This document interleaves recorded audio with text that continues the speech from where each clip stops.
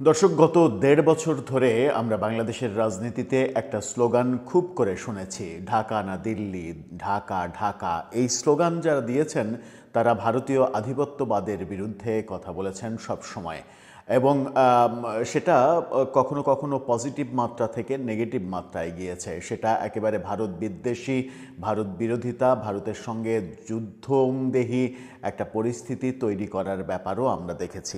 ভারতের seven sisters Bharat থেকে আলাদা করে দেওয়ার হুমকি আমরা শুনেছি। অন্যদিকে ভারত থেকেও নানা ধরনের বক্তব্য আমরা শুনেছি, দেখেছি গত ১.৫ বছরে। সব মিলিয়ে ভারতের সঙ্গে বাংলাদেশের সম্পর্ক গত ৫৪ বছরের ইতিহাসে এই সরকারের সময়ই সব থেকে বেশি তলানিতে গেছে, নেই বললেই চলে। ভারত বিদ্বেষী নানা ধরনের বয়ান দেয়া দলগুলো অবশেষে তাদের নির্বাচনী ইস্তেহারে ভারতের সঙ্গে সুসম্পর্কের কথা বলছে।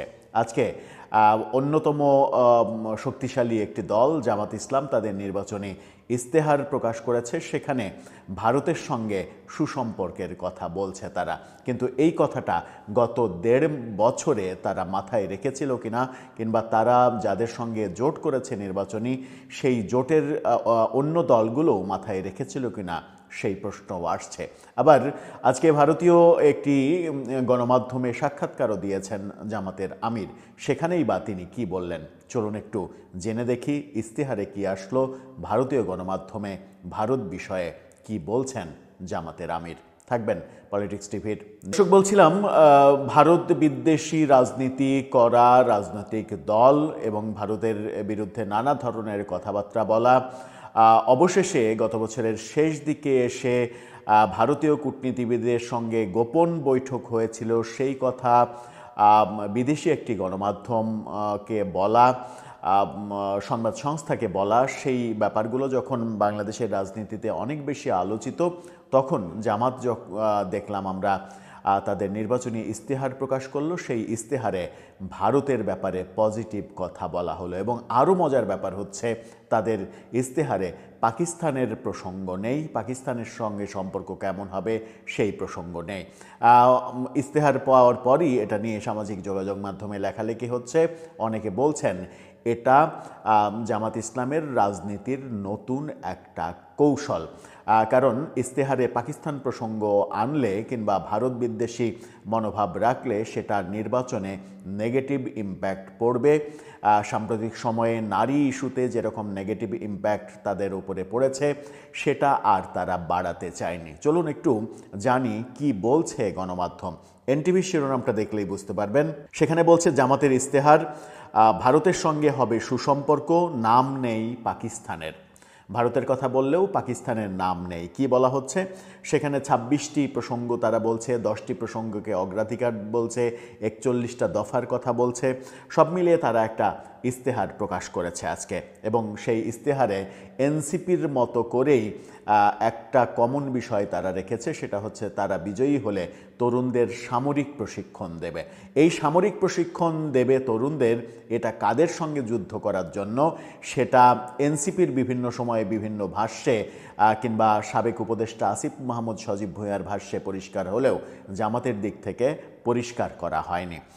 কি বলছে এনটিভি? বলছে রাষ্ট্রীয় ক্ষমতায় এলে ভারতের সঙ্গে সুসম্পর্ক বজায় রাখা হবে বলে জানিয়েছে জামাত ইসলামী। নিজেদের নির্বাচনী ইস্তেহারে কথা জানায় দলটি। ইস্তেহারে বেশ কয়েকটি দেশের সঙ্গে সুসম্পর্ক রাখার কথা উল্লেখ করলেও প্রতিবেশী পাকিস্তানের বিষয়ে কিছুই উল্লেখ করেনি দলটি। এটাই তাদের রাজনৈতিক কৌশল।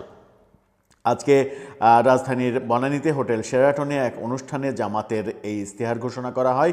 ইস্তেহারে ২৬টি বিষয়ে অগ্রাধিকার দেওয়ার কথা উল্লেখ করা হয়েছে। জামাতের পররাষ্ট্রনীতিতে যেসব বিষয় রয়েছে সেগুলো হলো বিশ্বে বাংলাদেশ এবং বাংলাদেশি পাসপোর্টের মর্যাদা বাড়ানো, প্রতিবেশী দেশগুলোর সঙ্গে সুসম্পর্ক, সেখানে দেশগুলোর নাম লিখেছে তারা ভারত, ভুটান, নেপাল, মায়ানমার, শ্রীলঙ্কা, মালদ্বীপ ও থাইল্যান্ড সহ প্রতিবেশী এবং নিকট প্রতিবেশী দেশগুলোর সঙ্গে পারস্পরিক সম্পর্ক, ন্যায্যতার ভিত্তিতে শান্তি, বন্ধুত্ব, সহযোগিতামূলক সম্পর্ক গড়ে তোলা হবে। এটাকেই অনেক সমালোচক, অনেক বিশ্লেষক অলরেডি বলতে শুরু করেছেন এটা জামাতের একটা রাজনৈতিক স্ট্যান্ডবাজি। এই যে সবগুলো দেশের নামই বলল প্রতিবেশী, কিন্তু সেখানে পাকিস্তানের নাম উল্লেখ করলো না। এই উল্লেখ না করাই, অনেকে বলছেন যে এই উল্লেখ না করাই বলে দেয় যে তারা সব থেকে বেশি ভালো সম্পর্ক করতে চায় পাকিস্তানের, সেটা তারা নির্বাচনী ইস্তেহারে বলতে চায় না কারণ নির্বাচনে সেটাতে নেগেটিভ ইম্প্যাক্ট পড়বে। আর ভারত বিদ্বেষী রাজনীতি এতদিন করে আসলেও ভারত বিদ্বেষী রাজনীতি করে যে বাংলাদেশের রাষ্ট্র ক্ষমতা চালানো যাবে না, সেটা তারা হয়তো শেষ মুহূর্তে এসে হলেও বুঝেছে। কারণ এটা খুবই স্পষ্ট, বিরোধী দলের রাজনীতি করা কিংবা একটা রাজনৈতিক দল হিসেবে নানা ধরনের বক্তব্য দেয়া আর রাষ্ট্র পরিচালনা করা, এই দুইটার মধ্যে আকাশ পাতাল পার্থক্য রয়েছে। রাষ্ট্র পরিচালনা করতে হলে যে দেশটা আপনাকে চতুর্দিক থেকে ঘিরে রেখেছে, প্রতিবেশী যে দেশ, সেই দেশের সঙ্গে সুসম্পর্ক না রেখে যদি খারাপ সম্পর্ক, যুদ্ধের মতো সম্পর্ক তৈরি করেন, তাহলে আপনি কোনোভাবেই রাষ্ট্র পরিচালনা করতে পারবেন না।